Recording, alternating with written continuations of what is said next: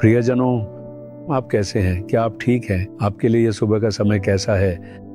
आपने आज का दिन कैसे शुरू किया? क्या आपने प्रभु से बात की और पवित्र शास्त्र पर मनन किया? सोचिए, हमारे लिए सच्ची आशीष यही है कि हम उसके वचन पर मनन करें और उससे प्रार्थना करें और यीशु के साथ रहें। क्या आप समझ रहे हैं? आप सोच रहे होंगे, इतना सब करने के बाद भी मैं इस एक चीज से क्यों नहीं निकल पा रहा हूँ? मैं इससे छुटकारा नहीं पा सकता। ऐसा लगता है कि मेरे लिए कोई मुक्ति नहीं है। ऐसा लगता है जैसे मैं घर और काम में गुलामी का जीवन जी रहा हूँ। कुछ चीज मुझे गुलाम बनाए रखती है।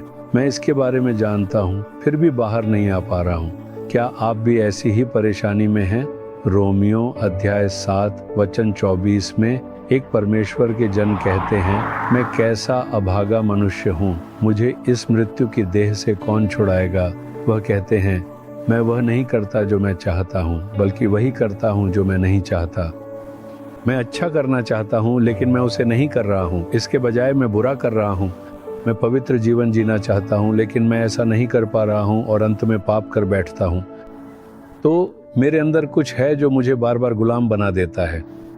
मैं कैसा अभागा मनुष्य हूँ, मुझे इस मृत्यु की देह से कौन छुड़ाएगा? वह इसी तरह पुकारते हैं। यहाँ तक कि आपके जीवन में भी आप कह सकते हैं, मुझे पता है कि यह गलत है, लेकिन मैं इससे छुटकारा नहीं पा रहा हूँ। मैं तय करता हूँ कि मैं यह नहीं करूँगा, लेकिन अंत में वही कर बैठता हूँ। मैं सोचता हूँ कि गलत बात नहीं बोलूँगा, लेकिन वही कर देता हूँ। तो कुछ है जिसका मुझ पर अधिकार है और वह मुझे गुलाम बना देता है। कौन मुझे इससे छुड़ाएगा? यह सवाल आपके मन में उठता है, भले ही आप इसे जाहिर न करें। यह सवाल आपके भीतर उठता है। कभी कभी यह आपको ऐसा महसूस कराता है जैसे हर कोई इसी स्थिति से गुजर रहा है और मृत्यु तक इससे बाहर निकलने का कोई रास्ता नहीं है। ये शैतान की चाल है। वह आपको यह विश्वास दिलाता है कि हर कोई इसी स्थिति से गुजर रहा है और आपको भी अंत तक ऐसे ही रहना पड़ेगा। लेकिन रोमियो के 8वें अध्याय में पौलुस स्वयं कहता है, जीवन की आत्मा की व्यवस्था ने मसीह यीशु में मुझे पाप की और मृत्यु की व्यवस्था से स्वतंत्र कर दिया। तो छुटकारा संभव है, चाहे समस्या कितनी भी बड़ी क्यों ना हो, चाहे वह पाप हो, श्राप हो, कर्ज हो, परेशानी हो, कष्ट हो या किसी भी प्रकार की पाप की बंधन हो। जो भी हो, छुटकारा संभव है। जहाँ पवित्र आत्मा है वहाँ स्वतंत्रता है। इसीलिए आपको अपने जीवन में पवित्र आत्मा के लिए स्थान देना चाहिए। पवित्र आत्मा छुटकारे का आत्मा है। जब वह आपके भीतर आता है तो वह आपको उस हर चीज से मुक्त कर देगा जिससे आप खुद को बाहर नहीं निकाल पा रहे हैं, उस हर बंधन से जो आपको जकड़े हुए हैं, और वह आपको छुटकारे की खुशी देगा। ये वह खुशी है जो पवित्र आत्मा से आती है। आपको यह खुशी प्राप्त करनी चाहिए।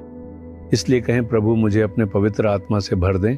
मुझे इस छुटकारे की आवश्यकता है। मुझे वह पूर्ण छुटकारा चाहिए जो परमेश्वर का आत्मा देता है।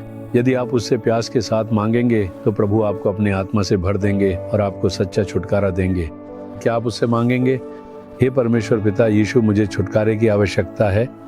कहा गया है, जहाँ पवित्र आत्मा है वहाँ स्वतंत्रता है। मुझे पवित्र आत्मा की शक्ति दे, मुझे भर दे और पूरी तरह से छुटकारा दे। मैं छुटकारे का जीवन जीना चाहता हूँ। मैं बंधन से पूरी तरह से छुटकारा पाना चाहता हूँ। मैं यीशु मसीह के नाम में प्रार्थना करता हूँ। आमीन, आमीन। Jesus redeem Hindi YouTube channel को सब्सक्राइब करें।